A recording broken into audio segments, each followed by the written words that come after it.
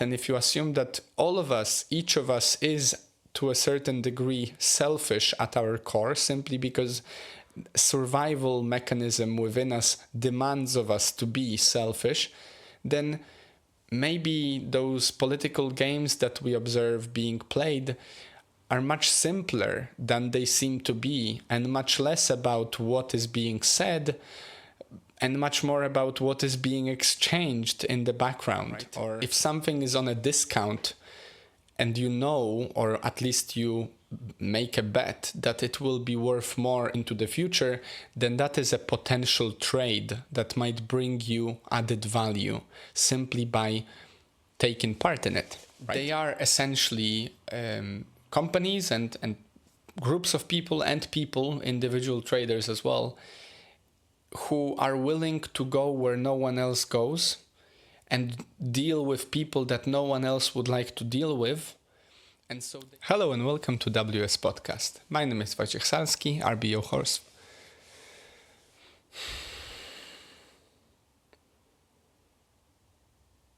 Hello and welcome to WS Podcast. My name is Wojciech I'll be your host for today. And before we begin, may I just remind you, if you haven't already, please make sure to follow or subscribe, depending on your platform. If you think this is something, worth your time, and if you're listening, then probably it is, then make sure to, share it with a friend.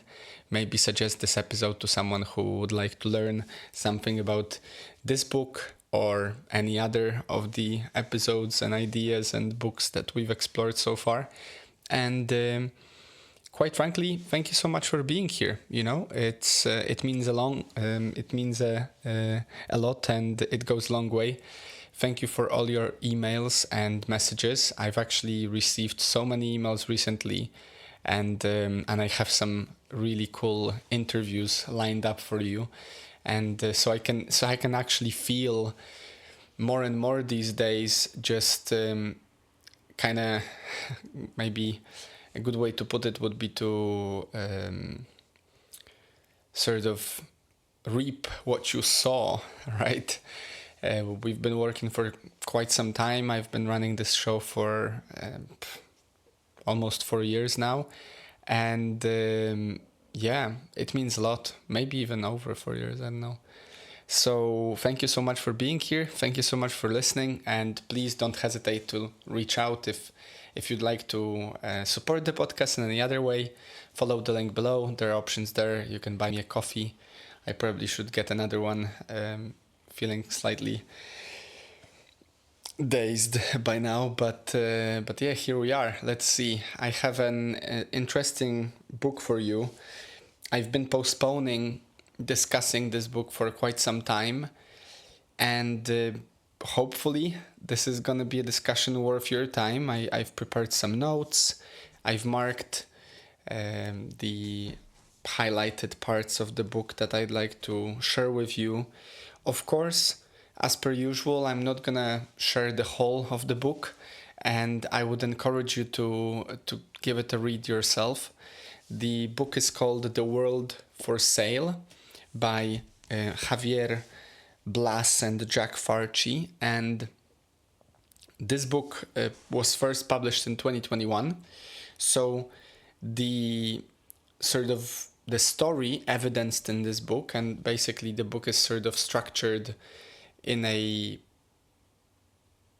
way that tells the story of a few prominent figures in the space of commodity trading and history, and it goes all the way up to 2020 with its sort of historical account from the global finance and global trading, global markets really account history, and it's written in a really reader-friendly way, because it actually discusses these topics in a sort of like a story form, which allows you to not only feel like you're learning, but also enjoy the process of kind of reading as if it was an action fiction novel, even though it's not really, fiction. It certainly is action in many cases. So I will discuss some of the ideas, and I will focus on a lot of foundational, I think, knowledge that can be found in this book. And of course, I encourage you to give it a read. Probably, if you can, if you want, you can listen to it as well. I can imagine it in an audiobook form to be quite a pleasurable experience as well.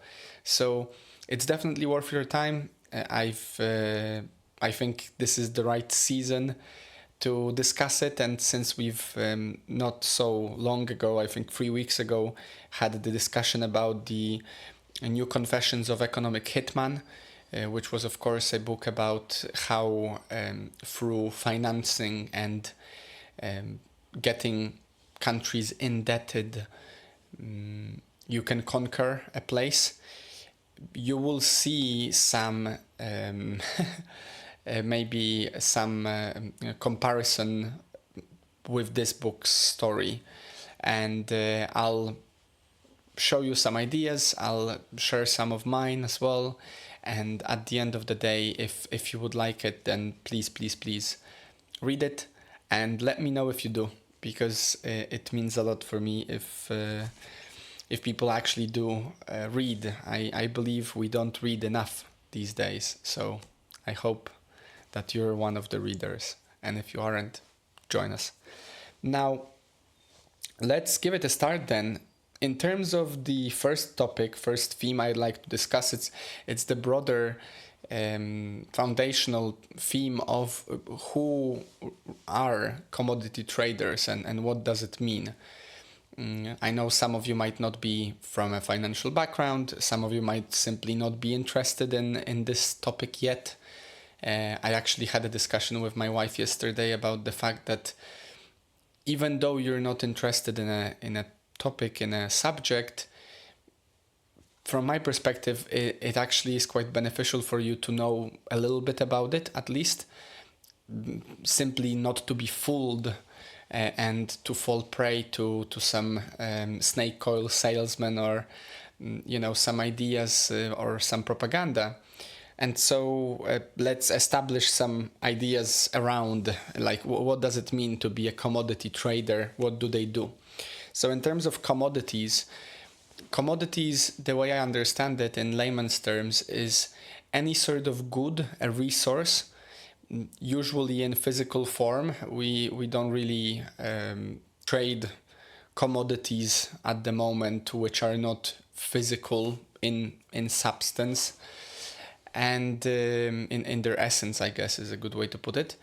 And commodity trading can both be a simple trade of me coming, to you with 10 kilograms of barley, and you, buying it off of me, and so that's the trade. That the trade happened there, but also it can be arranging that trade to take place between two different parties as a third party, right? So I guess a good way to put it would be to be a middleman. And if you know anything about business, actually being that middleman can often be very sort of fruitful and at a low sort of cost of the actual activity. If you know a lot of people and you know how to satisfy their needs by connecting them to other people that could provide the service, you could potentially play the role of a middleman, right? Or a middlewoman, which essentially would be, let's say that I know a friend that makes great shoes, and I have a friend that would like to buy a great pair of personally made shoes. And so I arrange that trade to happen. And if the both parties agree, and if I'm, maybe financially business savvy, I could potentially make a deal that, 10% of what the person pays for those shoes goes to me, because I was the one that connected them and allowed that trade, brought that trade to fruition, right? And so, of course, this is a layer upon layer of the trade itself. You no longer have to be the only person selling or buying. You can also participate in that trade as the middle person connecting the two. And then there is a financialized, so I would say it's a layer 3 in this scenario situation, in which not only do you trade physically or trade by arranging one person's trade with another, but you play on the commodity trading market, right? And this is something that we'll explore later in the episode. But to begin with, this is essentially what you have if you have tried trading anything on any of those platforms out there, whether it's stocks, bonds, cryptocurrencies, commodities as well. You can trade essentially everything. I don't think there's many things that you cannot trade these days. I would be surprised if there is a egg trading on those platforms, because eggs are, fairly fragile and they don't last long.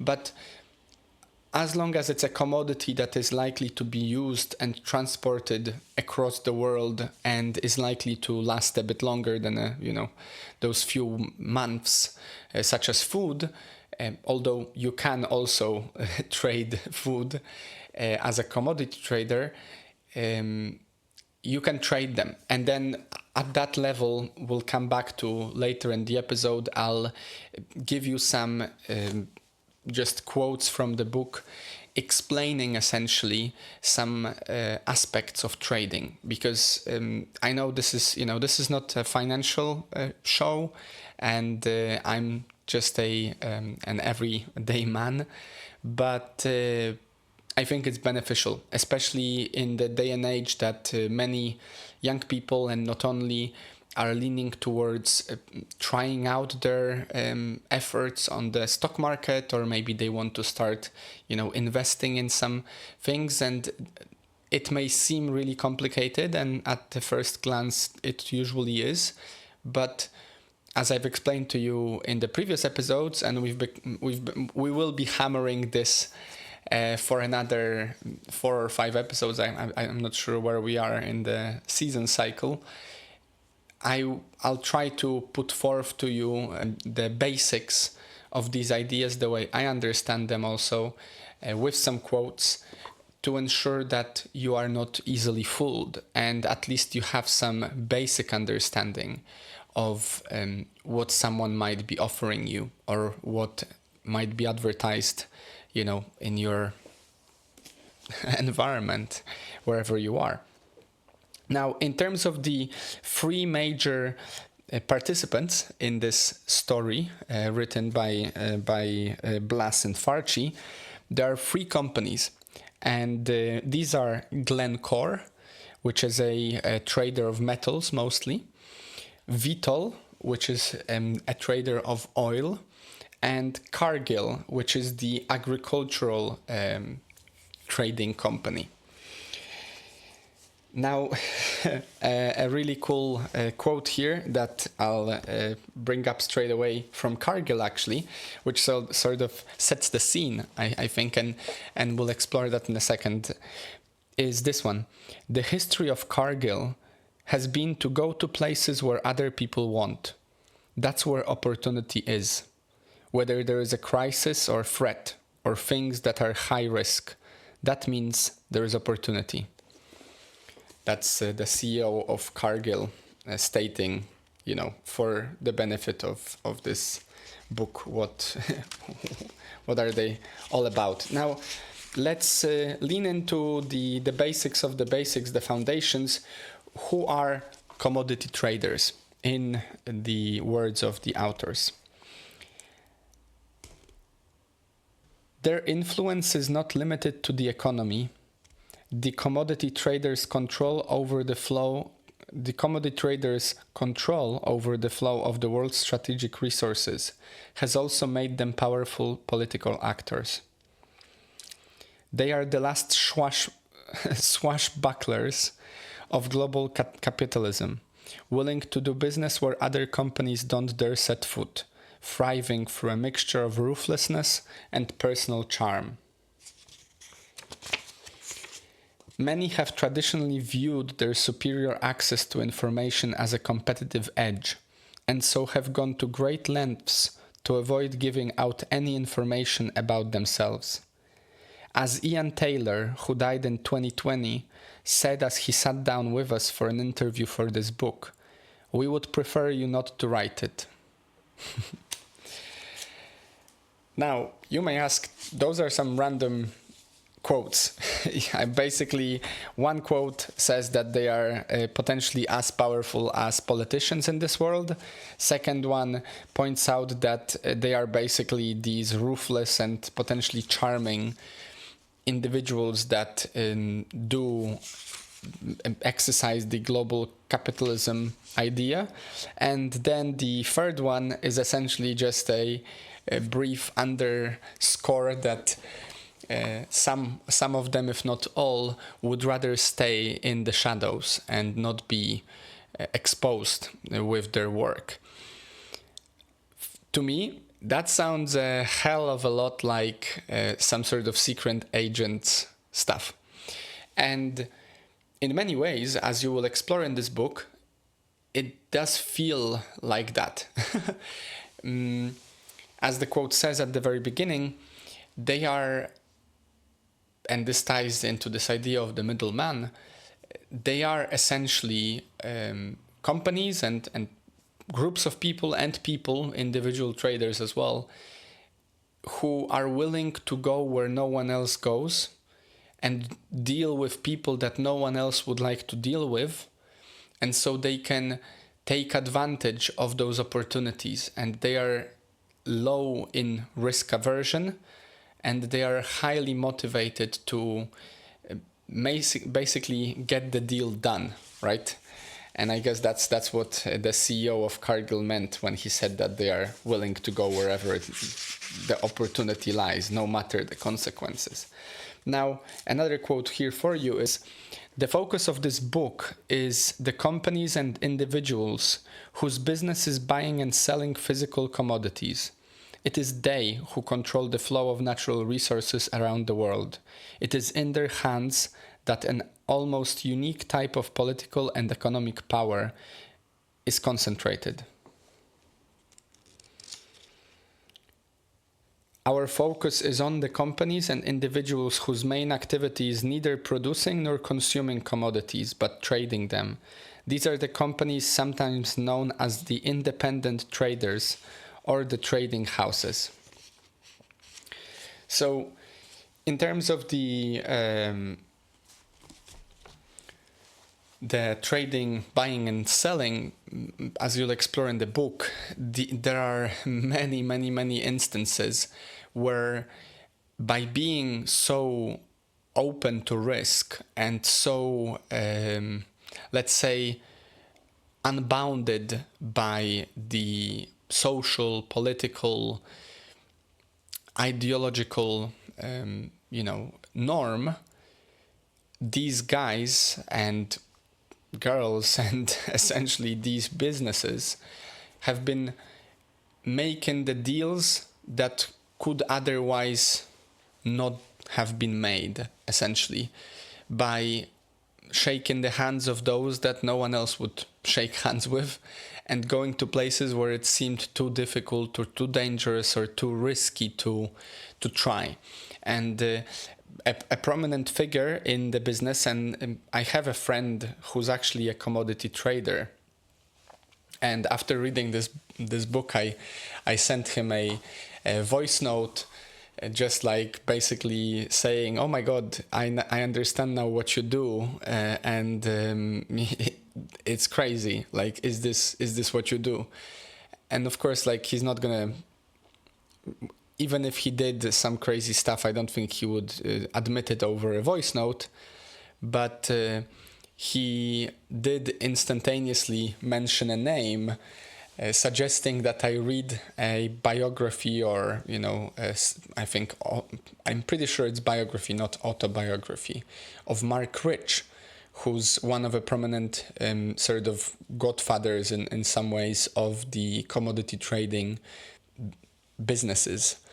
And I laughed because obviously half of this book is dedicated to Glencore, Mark Rich, CEO, and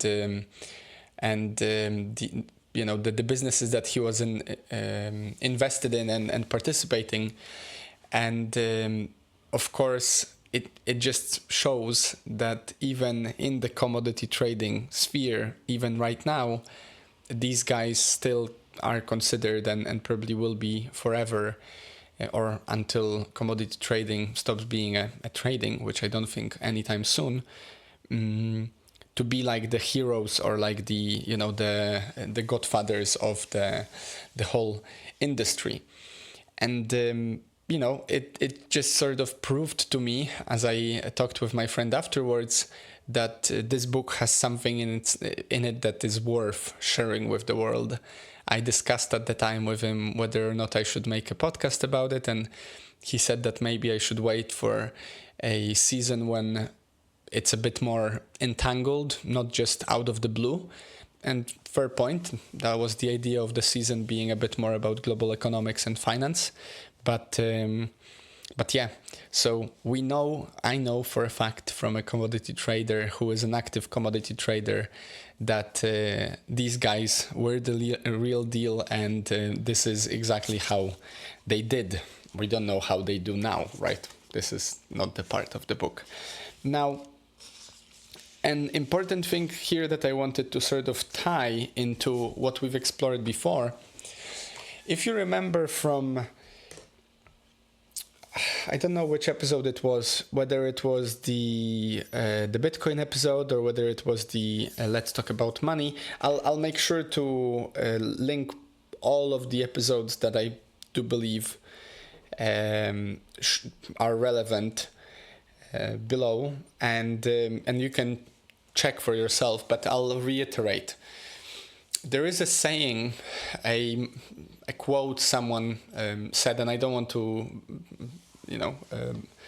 butcher my guessing on who it was, but there is apparently this idea in terms of buying and selling on the market that the best moment to buy is when there is blood on the streets. And of course this sounds a bit macabre and a bit rough, but the idea here, of course, is that if you remember from our previous episode, the fear and greed index from the psychology of money episode from 2 weeks ago, the moment the market is the most fearful is the moment when it's at the greatest discount.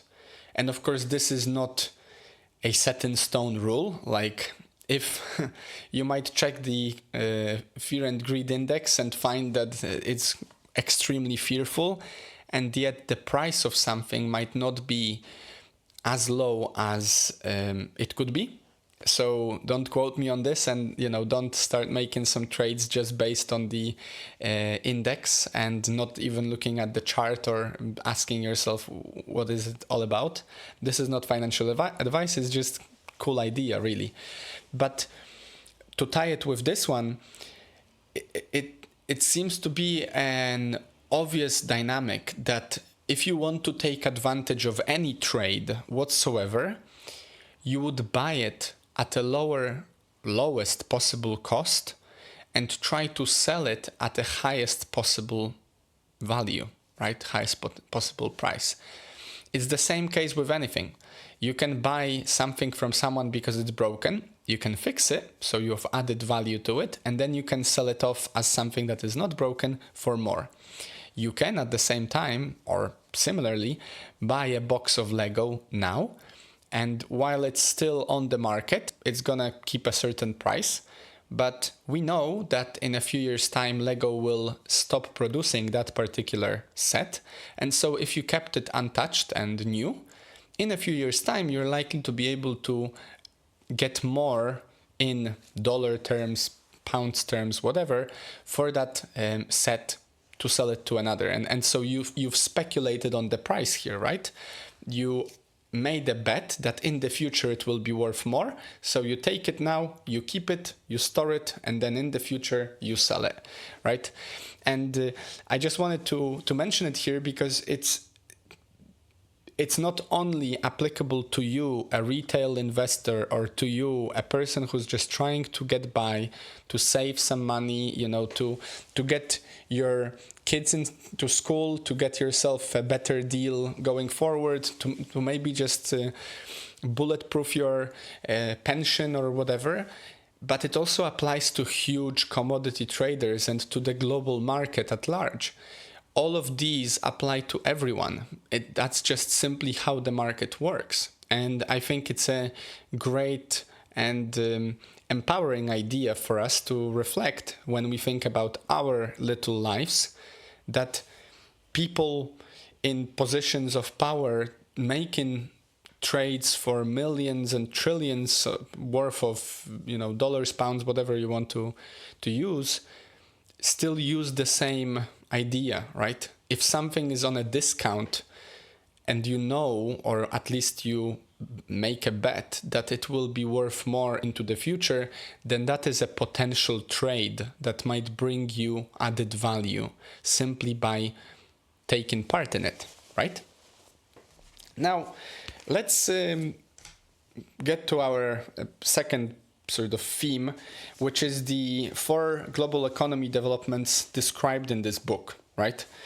And I'll just basically read out a few quotes and we'll explore some of them in a second. At the center of this book at the center of this book's story are 4 developments which molded the global economy in the commodity traders' favor. The first was the opening up of markets that had previously been tightly controlled, above all, oil. The second was the collapse of the Soviet Union in 1991, which at a stroke redrew a global network of economic relationships and political allegiances. The third was the spectacular economic growth of China in the first decade of the century. The fourth was the financialization of the global economy and the growth of the banking sector, beginning in the 1980s. And just to reiterate here, I've highlighted the trader's aim is to take a small profit margin on a large volume of trade, and that volume is truly enormous. In 2019, the 4 largest commodity traders had a turnover of 725 billion, more than the total exports of Japan. What's even more remarkable is that those profits have been shared among a very small group of people. They are usually quite small teams, if you can call them that. So, in the book, the stories told tie up these 4 impactful sort of global changes that have affected, and favorably so, the global commodity trading market. Opening of different markets, which is, oil among many, collapse of the Soviet Union, China's exponential growth, and financialization of the economy and banking. Now, I guess, before we go any further, maybe just ask yourself briefly, how much do you know about any of these?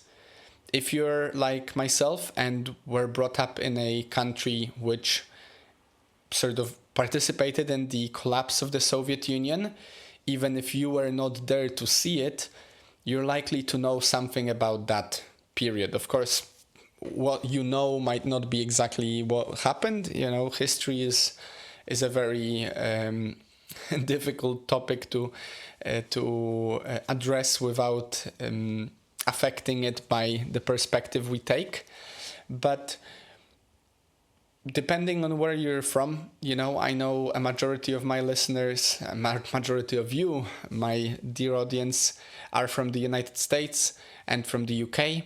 So for you, especially for those in the United States, I bet your parents remember quite clearly the Iraq War and the oil-related activities that happened during that time, and your parents can probably bring back, or at least their parents, and your parents through your grandparents can bring back the story of taking the dollar off the gold standard by Nixon in 1971.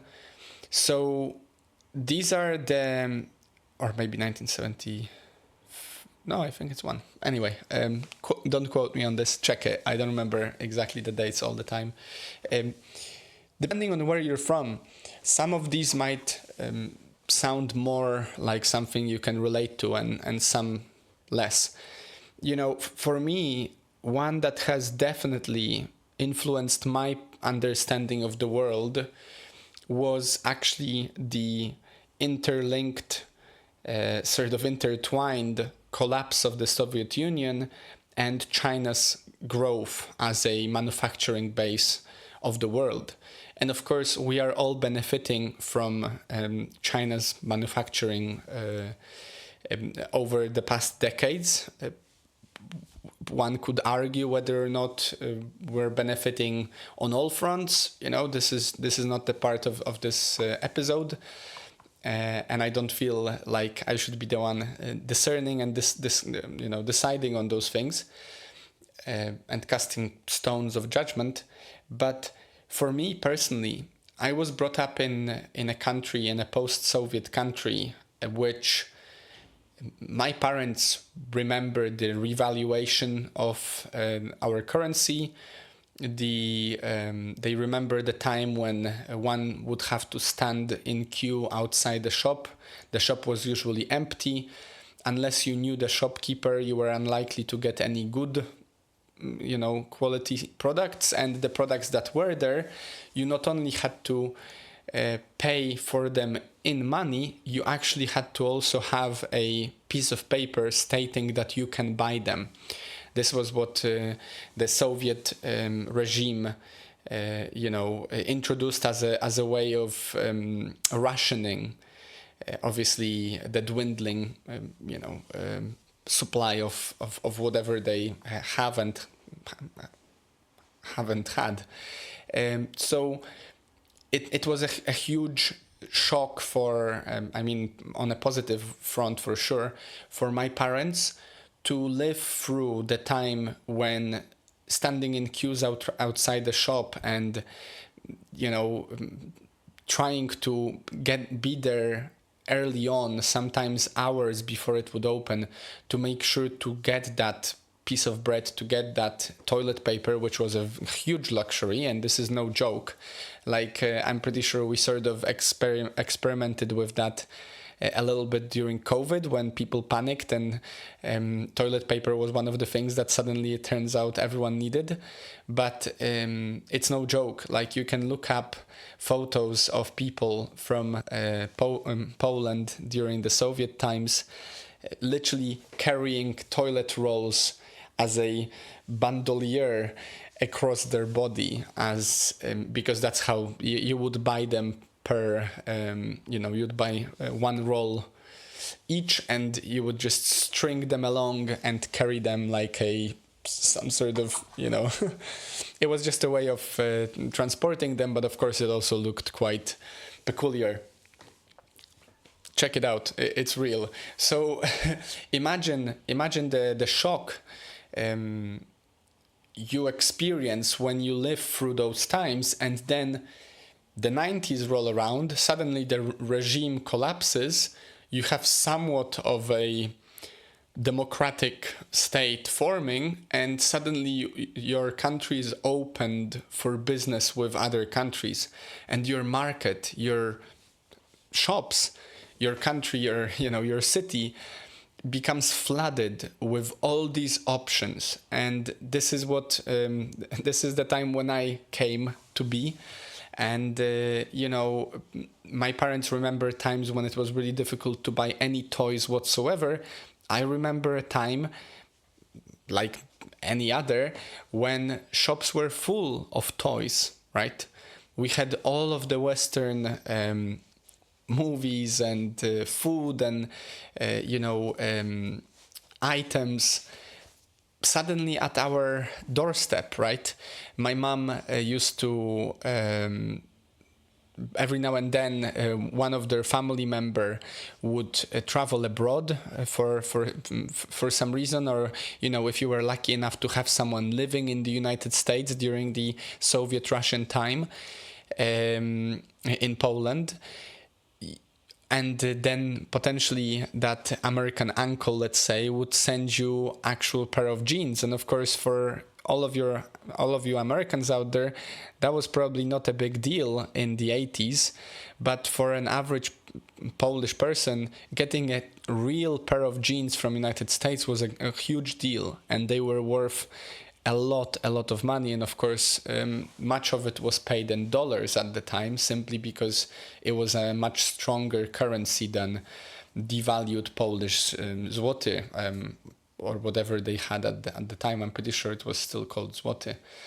So imagine the difference, right? And then obviously I come around the 90s and 2000s, and the abundance rolls in. And at a very similar time, slightly later, China becomes a market open for business with the whole world. And China's capacity to mass produce at a lower rate of cost made everything suddenly much cheaper, right? And yet again, this is something we've all benefited from.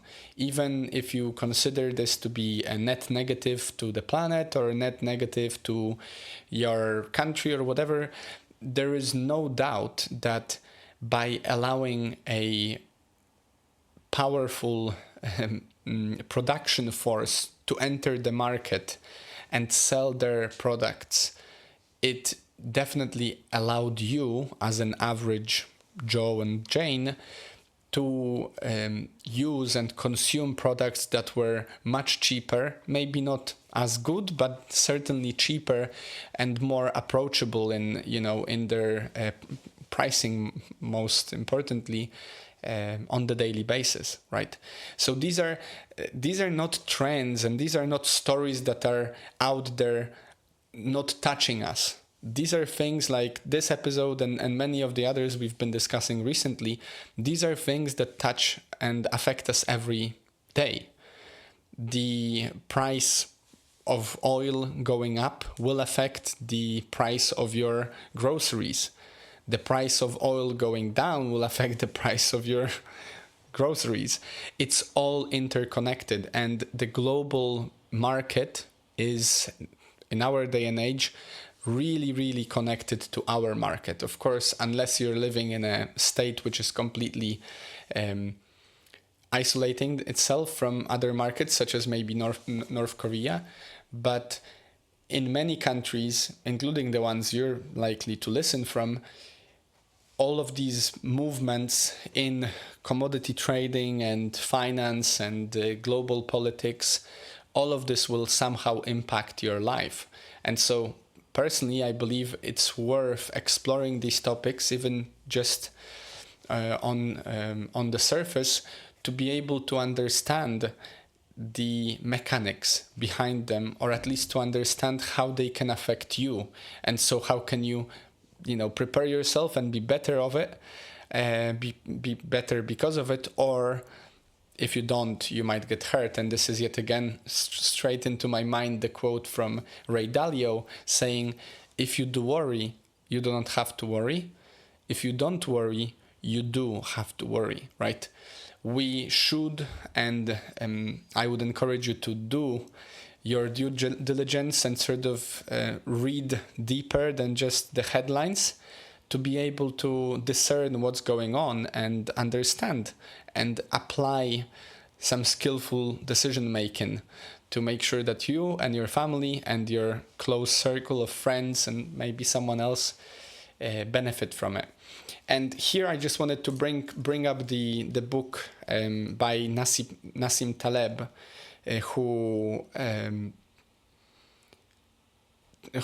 which we've discussed I think a year or two back, called The Black Swan. And if you remember, the black swan in economy and in sort of macroeconomy is this unexpected event, right? The example here is people thought that there are always black swans, that there are always white swans, so they it was assumed and expected that every swan is a white swan. And then one time a gentleman, I think, traveled to Australia or something and found a black swan.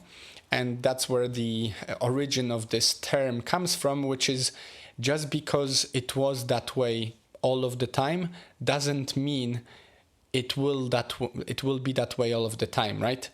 Just because I know 20 people that are named Joe, I should not extrapolate and assume that every person in the world is called Joe, right?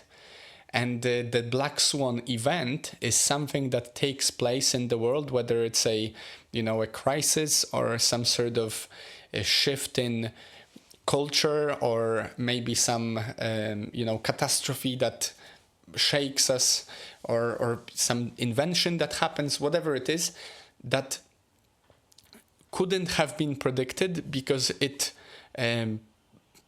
before it occurred, it was a part of that unknown space, right? So we have the known, which is all you know right now, for sure.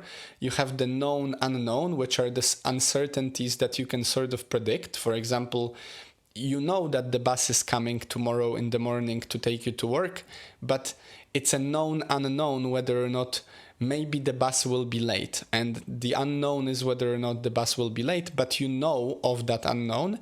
And then the unknown is the black swan event of you've never thought that a bus will suddenly disappear right in front of you, right there in front of you.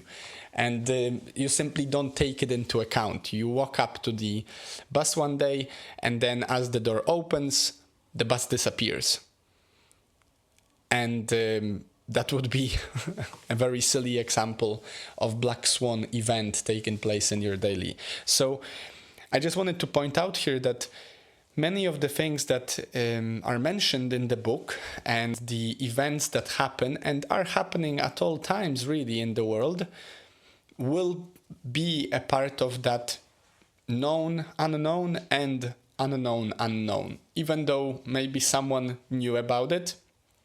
For us, everyday participants of the market, but not necessarily movers of it, they might be those black swans. And the whole theory about educating yourself on how to look at macroeconomics and how to look at personal finance and how to look at your health and everything can be applied to at least narrow down the potential of you getting yourself hurt or falling into some sort of trouble because of this unknown that might occur. So yeah, little rant there for you, but I would definitely encourage you to explore that episode, the Black Swan, and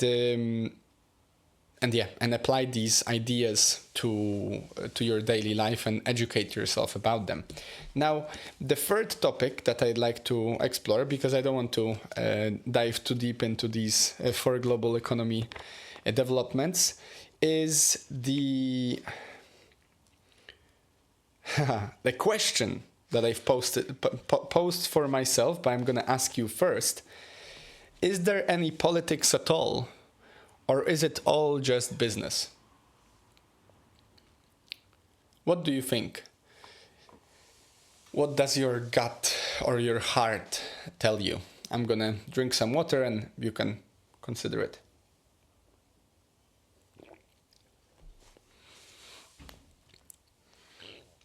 is there any politic? Is there any actual politics at all? Is there any ideology at all? Or do you think that at a foundational level, it's all just business? Just ideas being traded, commodities being traded, money flowing there and from, influence and power?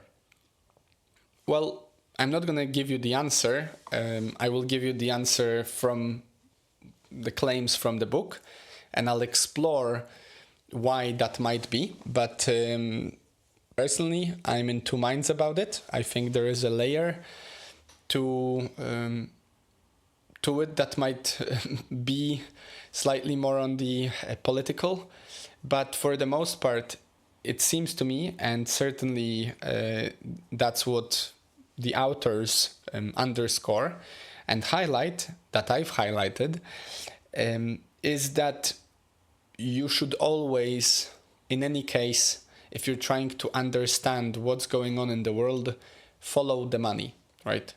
This is a very popular hashtag and sort of quote, meme even, in the circles of people that are a bit more skeptical about what governments of our world want to do, and all the good doers try to do, apart from their claims, what they try to do, is that if you want to learn the truth, just follow the money, right?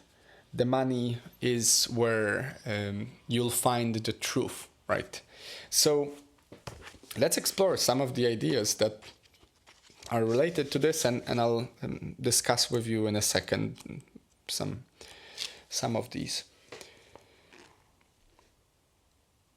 As one of Philip Brothers' early traders put it, and Philip Brothers was one of the major company at the time, commodity trading company, one of the basic rules of Philip Brothers is that business is supreme.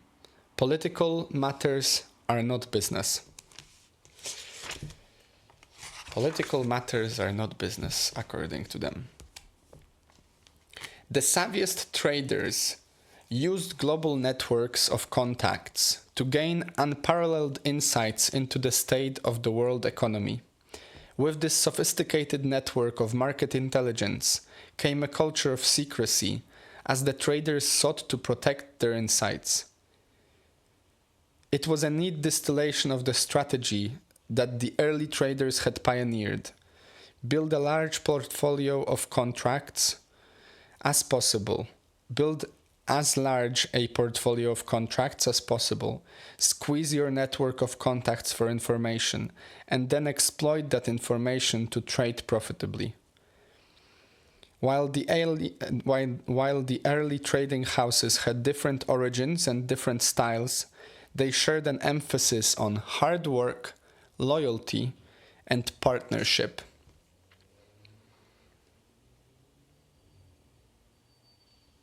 And here there is just a mention that in 1956, the company, Philip Brothers, distributed shares to about 40 of its employees, creating several millionaires in the process, just to underscore how small these teams have been.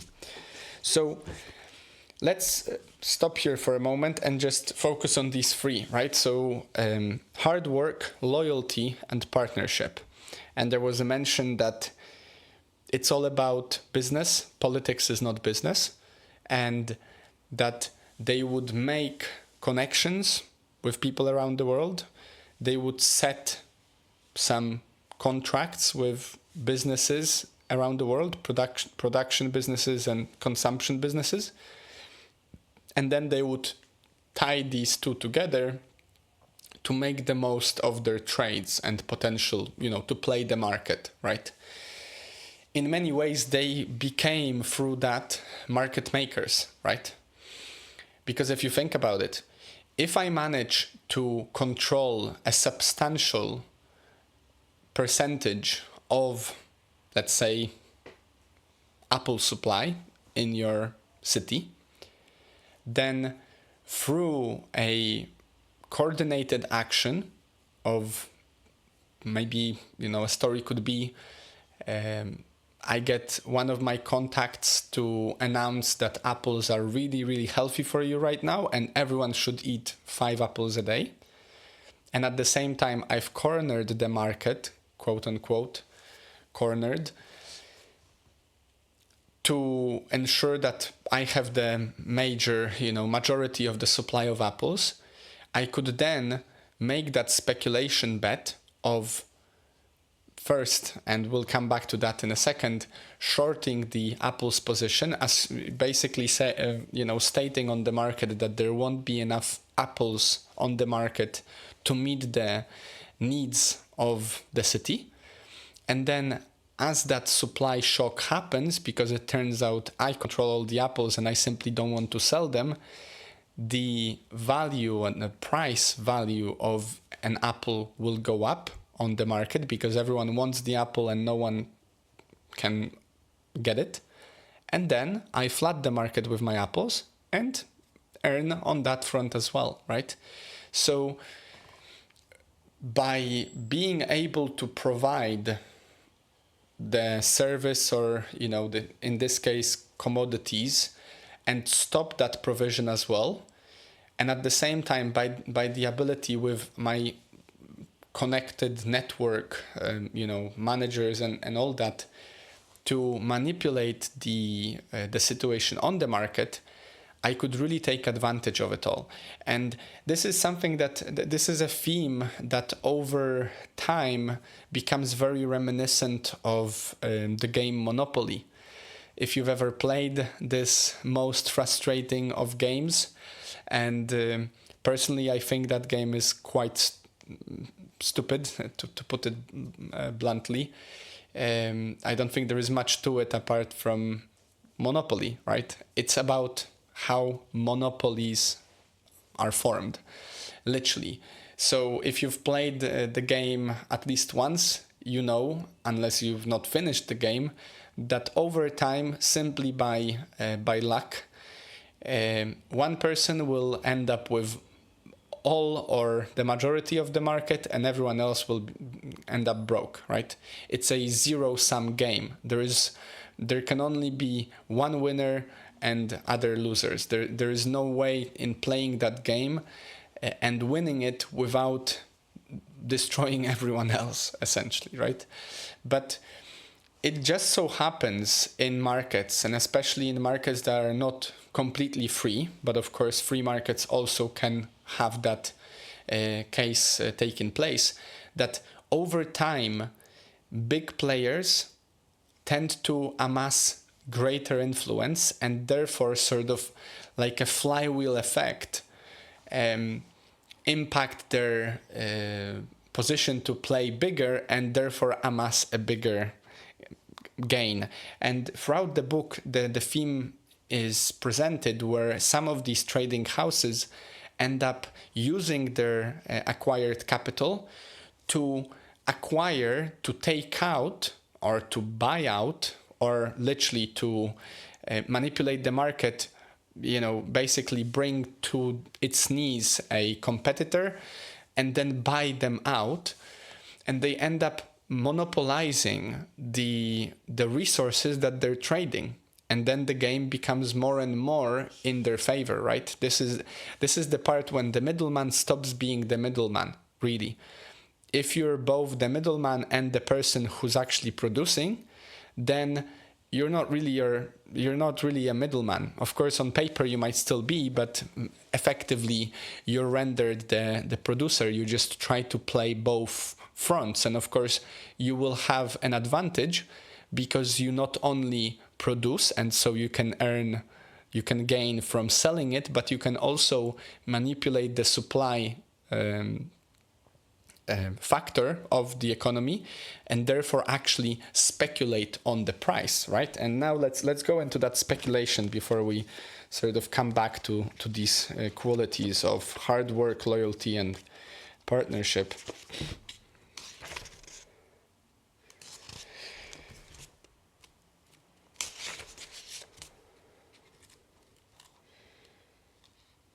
Okay, yeah. All right, so I'll switch it around a little bit. Sorry for that, but I jumped the gun. I'll read you two more quotes on the topic of is there any politics or is it just business, and then I'll bring up the speculation part. Dose is basically one of the companies that produces oil, and it says here, for him, money was a proxy for political influence. When asked why money was so important to him, he replied, "Don't you understand that it's a question of power? And money means power. It's as simple as that." So that was, I believe, is one of the traders. Sorry, I thought it's a company. Now, the bribes were paid in order to be able to do business, Mark Rich told his biographer. It's not a price which is disadvantageous for the government involved in the selling or buying. He saw nothing wrong with paying for access. While the US had introduced anti-corruption laws, some European nations hadn't. In Switzerland, it was even possible to account for the facilitation fees, as the bribes were often called in corporate speak, as tax-deductible expenses. Of course, this is not to discuss the morality of the thing. It's just to state the obvious from the book, that bribing someone, so either by offering favors or favorable terms or simply some gifts or actual financial gain, commodity traders at the time, I'm not saying it's happening right now, were able to take advantage of the situation, right? It was a way of gaining the person's trust, influence, being offered the opportunity that you wouldn't get otherwise. And for them, in some cases, it was actually a tax deductible, right? If you're running if any of you is running a business, or maybe even if you're self-employed, for example, in the UK, as a self-employed person, you can deduct some of your expenses as a tax deductible because they form a base, a part of your cost base for your services. Let's say that you're don't quote me on this, but the way I understand it is, let's say that you are a creative writer, and one of your expenses that you have to incur as part of your work is notebooks.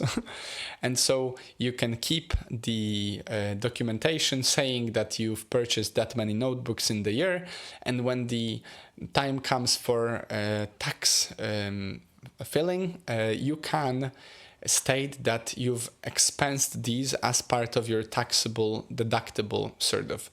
Now, of course, it sounds quite outrageous that a bribe could be tax deductible. According to the authors, that's what was the case at the time. If you want to look up how it is right now, I don't, check it out. I'm not sure.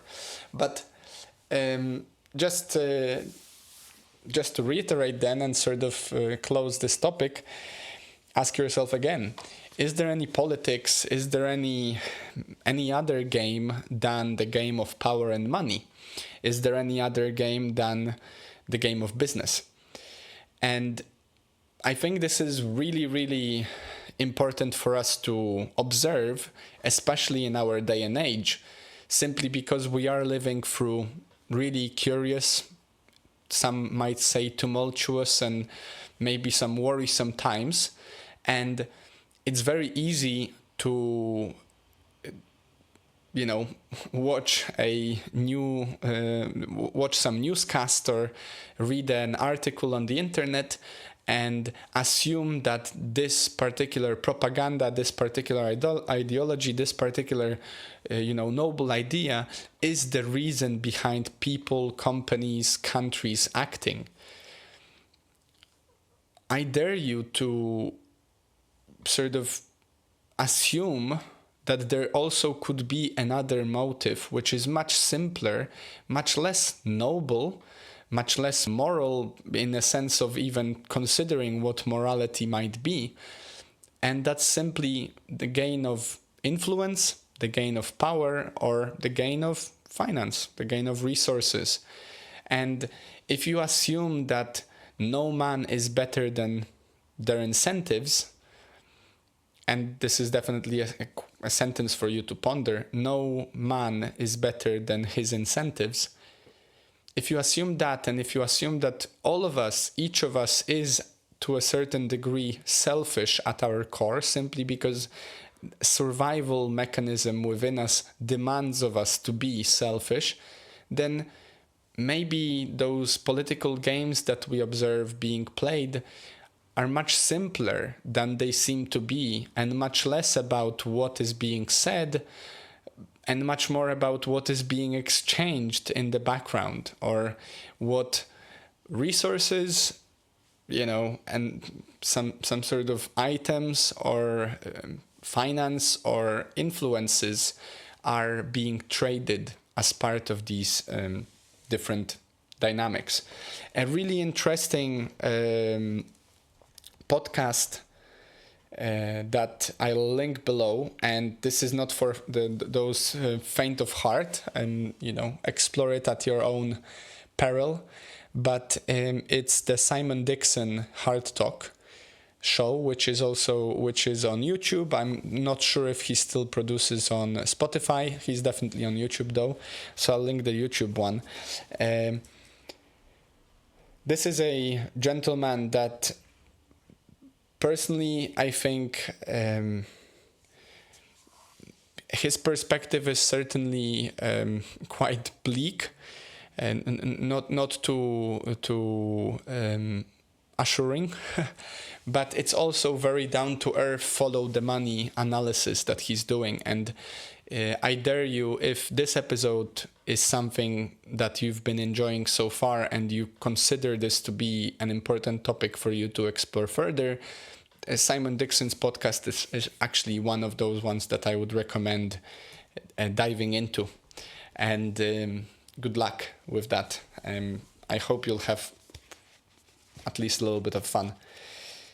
Now, the final big quote actually that I would like to read is also the one that I'd like you to basically pay attention to in terms of technical terms, right? So unless you have someone working in finance in your family, or unless you are interested in finance like myself, you probably have not ever had a chance to hear or to learn about these ideas. And I think this is important purely educationally for you to know, if someone ever offers you a certain deal such as this one or mentions those things, for you to at least know the basics, to kind of get the glimpse of what these financial markets offer, right? And how speculative and I think somewhat crazy they can be. And of course, this is a part of the book, the fourth part, which is the financialization of the economy and banking playing greater and greater role in the trading. With new financial instruments at their disposal, they opened the market to an array of new participants who had no intention of ever seeing a barrel of actual crude oil, and instead were happy to buy and sell notional quantities of what were soon dubbed paper barrels. That's where futures, options, and other similar financial products came in. In reality, there was very little new about them. Copper and tin traders had been buying and selling futures on the London Metal Exchange for a century. So had grain traders on the Chicago Board of Trade and elsewhere. Rice brokers in Japan had been trading futures since as early as 1697, starting what is believed to be the world's first futures exchange. For oil, though, no such market existed until the 1980s. A commodity futures contract is, as its name suggests, a contract for delivery of a commodity at some point in the future. The creation of futures markets opened a new range of possibilities for oil traders. They were no longer restricted to buying and selling oil on the spot, but could also buy and sell oil for delivery in a few weeks, months, or years. Anyone who buys a futures contract and holds it until its expiry will receive a parcel of commodities. On the other hand, someone who sells a future contract must, at expiry, deliver the commodities. Once the oil futures market came into being, traders could use futures contracts to buy or sell their oil many months in advance, but the usage of the new instruments was much broader than that. Most people didn't hold them until expiry. Instead, they bought and sold futures much as they would buy and sell the barrels of oil themselves. The futures allowed traders, and anyone else, to bet on the direction of the market without having to touch a physical barrel of oil, hence the talk about paper barrels. If the price of oil went down, the value of the future contracts the trader had sold would also go down, and the trader would be able to buy them back at a lower price. If the price of oil went up, the trader would lose money on the futures contract, but make the same amount of money on the increased value of the physical cargo of oil. Either way, the use of the futures market allowed the trader to lock in the price of oil, reducing risk. Options offered even more flexibility. For a fee, a premium, they gave a trader the choice but not the obligation to buy or sell a futures contract at a predetermined price and time. Together, futures and options are called derivatives because their value derives from that of an underlying commodity. Now, that's a lot, I know, but the gist of it, futures and options, right? Futures are contracts to either buy or sell a commodity at a certain point into the future at a certain price, or not. And then options is also an option to,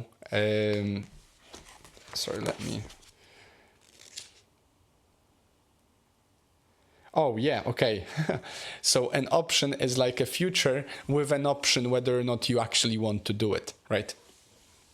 So, of course, these are very technical, and I appreciate that I might have lost some of you there. But now you know, if anyone ever mentions to you that they trade futures, you know that what they're doing is they're speculating on the price of something into the future. If they say that they trade options, you know that what they do is they speculate on the price into the future with an option to act or not upon it.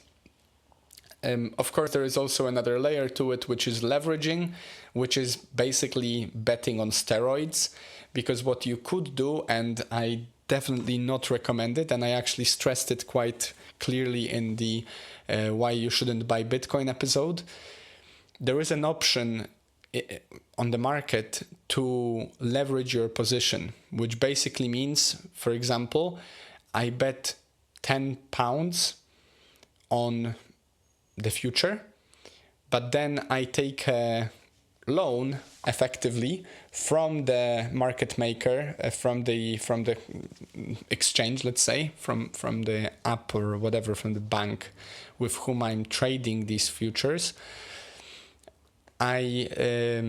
So I take a loan for £100, right? So even though I'm only playing with £10 of my own, if I win, of course, I get a multiplier of what mine plus the money from the bank would bring me. So let's say if there is a 5x multiplier from my bet of £110, if I were successful, I would earn 550 pounds worth, and then I would pay back the bank the £100 and get off with whatever's left. But it's a double-edged sword that if I lose, now I not only lose what I've bet, but I also lose what I've borrowed, right? And this is where it becomes a very slippery slope.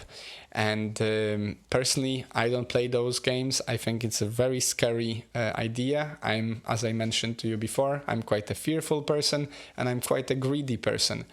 And knowing yourself to be that is probably a good thing, because I'm not inclined to.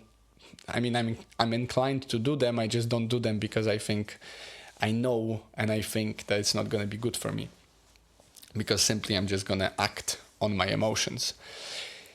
But yeah, that's another kettle of fish for you. So here we are. It was, I appreciate, a very different episode, and I hope you enjoyed it. My invitation for you for this week is to ponder these questions that we've asked ourselves, to ponder, is there any politics or is it all just business?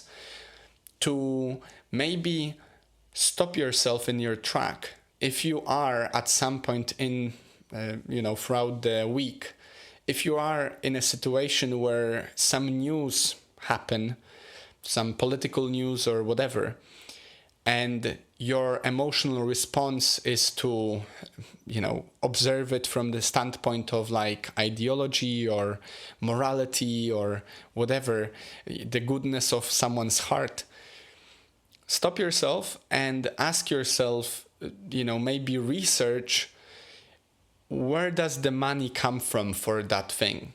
If someone is funding some war somewhere, where does the money come from? Who is the one funding, and where does the money go?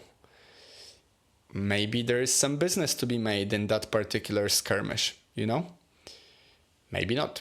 I don't know.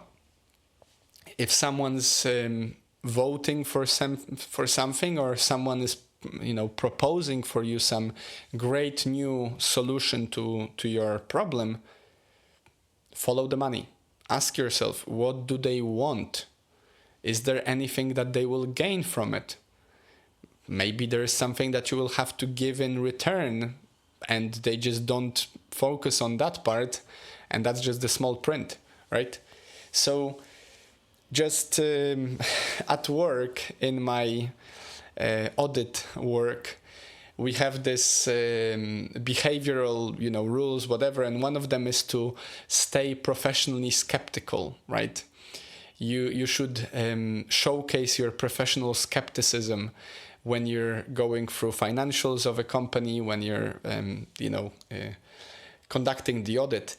And I am challenging you, my dear friend, to be professionally skeptical and personally skeptical. And just ask yourself, and don't be afraid to doubt, and just sort of dig a little bit deeper into those and try to understand, where does the money come from, where does it go, where's the flow there, and I think you'll be better off for it, if even just because you will be a bit more informed, or your mind will be opened slightly more. Other than that, before you go, please smash that like button and that subscribe button. I can't stress it enough. It really, really helps. If you haven't already, please do. I promise I will not be spamming. The episodes are coming out every week, and rarely do I ever make an unexpected episode outside of that cycle. So you will not be bombarded with spam episodes. All of it, I'm doing all I can to make it a curated and a quality experience for you and for myself. And please do. For all of you out there who are listening and have subscribed and are participating in this adventure of mine, thank you very much. I look forward to sharing with you in the coming weeks what's going on because I will be switching the platform and there's going to be some exciting developments happening. But for the time being, have a wonderful, wonderful week. Stay happy, stay healthy, and I'll see you next time.